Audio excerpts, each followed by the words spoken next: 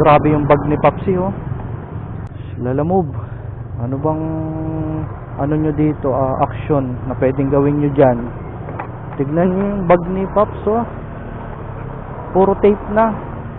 Kasang ano na niya, hindi ko alam kung madumi yung loob niyan or what. Pero yung labas, ano na, sira-sira na. Talagang luman-luma na.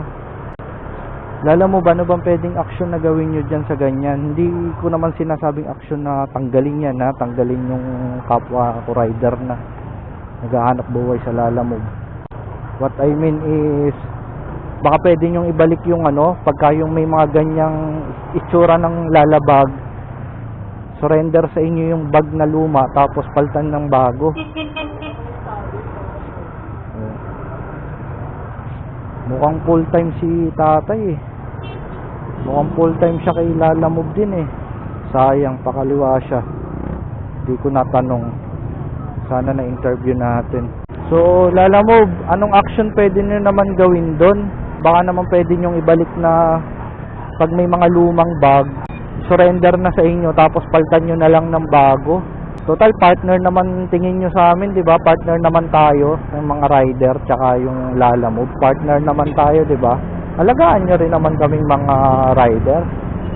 Pwede nyong i-announce ulit sa application na pag may ganong bag, luma na, paltan na. Kaso kasi pagka ganon ngayon, bibili ng bag, pag magpapapalit ng bag, may bayad talaga. Kaya yung mga ibang rider, nagtitiis talaga sa ganon, sa luma. Pinagtitiisan na lang nila yung lumang bag. Kasi nga, pagka nag-avail ulit ng bagong bag, may bayad. Pero ang pagkakaalam ko dati, parang basta may luma, isurrender lang, papalitan ng bago, wala nang bayad yun. Di ko alam kung ganun, kasi iba yung naabutan ko na, eh. Pero kung may ganun man, baka naman Lalamove, baka naman pwedeng ibalik. Kawawa naman yung mga rider na ganun, no? Lalo na yun, siguro full time yun. Naka-jersey pa siya ng Lalamove, eh. Talagay ko full time kay Lalamove yun, hindi naman part time lang yun. Tsaka hindi magiging ganun na itsura ng bag niya kung part time lang siya. Siyempre kasi pagka may customer ka, tapos nakita yung bag mo na ganun, lalo na pagkain yung handling mo, pagkain yung dadalhin mo, 'di ba?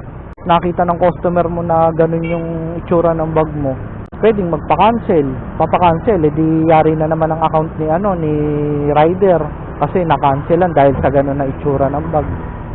Baka naman Lalamove, baka naman magawa ng paraan. Peace out.